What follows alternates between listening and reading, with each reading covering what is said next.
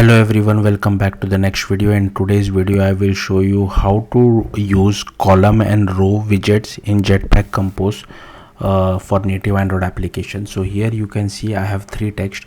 The first text and second text are aligned in a row, and the third text is aligned in a column as compared to the row of first and second text.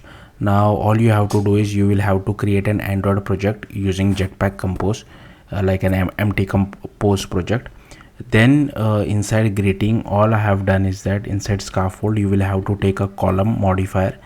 Inside that I have just applied this default padding which is present with the help of which is present inside the scaffold. So I'm just using that. And inside row, as you can see, I have just taken one for text widget called first text and applied some modifier as well as one color. And then I have taken second text, applied modifier as well as a color. And here for row I have just taken third text which is inside the row. That's why it is aligned vertically, and for row it is aligned, these two text are aligned horizontally. So yeah, that's how simple it is. Thank you for watching. Bye.